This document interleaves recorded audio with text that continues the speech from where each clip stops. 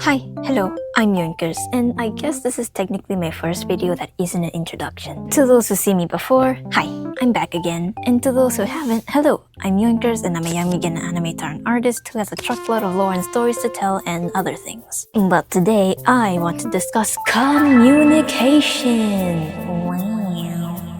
As an artist trying to grow on this platform, YouTube, not including Instagram because I can't post full videos like this on there, there's a lot of things that I've been observing and learning from other artists who've grown their bond and relationship with their followers.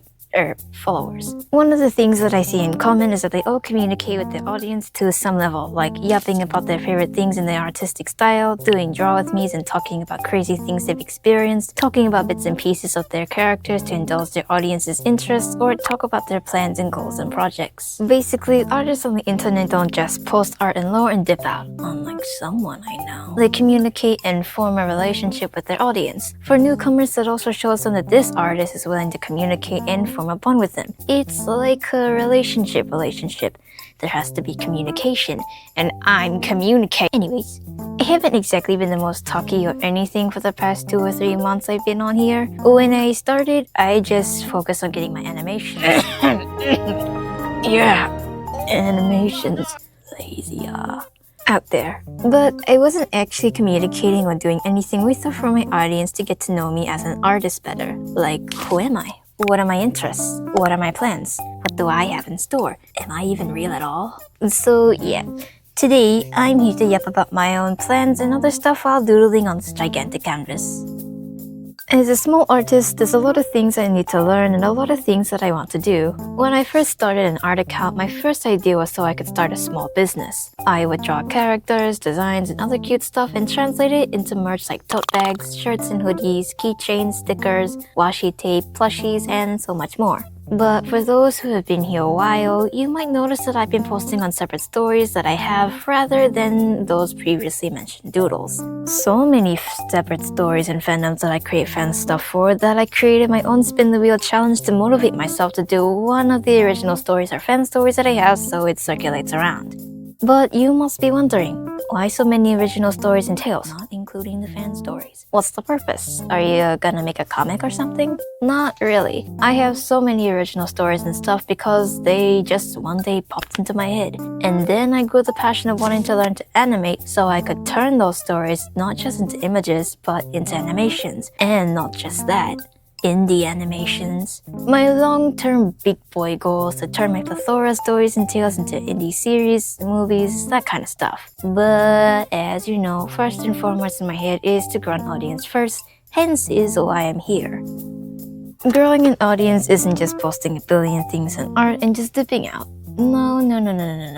It's also about communication, not just responding to whatever comments you can respond to, but just talking to your followership in general. I said it again, didn't I? It makes your viewers want to come back for more of whatever it is you yap about, and it kind of grows a form of bond that makes the viewer want to stick around. Kind of like making a friend even though you don't personally know them. That's how most artists or even social media or peeps grow a loyal audience. But like most friendships, there must be effort on both sides, not just the viewer side. Though the artist might yap and share stuff doesn't mean that they necessarily interact with their audience via, say, theories or art tidbits that the viewers notice in character design like lore or feedback or compliments of encouragement.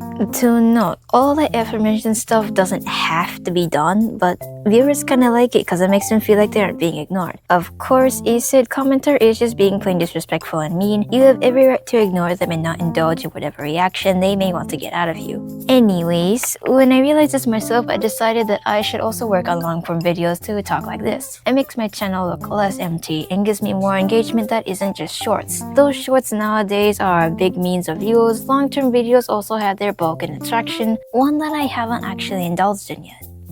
So yeah, now here I am. I probably will post long-term videos whenever I feel like I should, or if I have to set a quota, maybe once a month if I can. By the time this video is released, it's most likely that school started for me. Rise up, homeschoolers! So I probably won't be as active. But still, my goal to reach a couple thousand followers on both Instagram and YouTube by the end of 2025 shall not be hindered. I just have to figure something out. I genuinely don't know how those Instagram artsies managed to get a couple thousands over followers in just a few months. I seen that they say to post doodles almost every single day and reels every now and then. Oh boy, I'm gonna have my work cut out for me.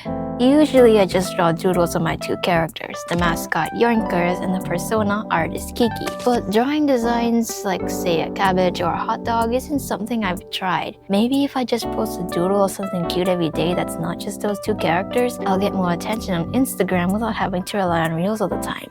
Yeah, I should go do that.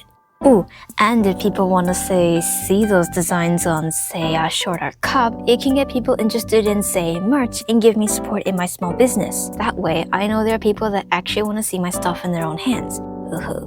Oh yeah, it's all coming together. It's all coming together. Before I end this Yep session, I also want to say that I have another side account that I randomly have floating around that's really just photographs that I've been doodled over. I want to grow that one too, but that's not really a priority and I don't actually take miniature photos all that much to post a lot on there.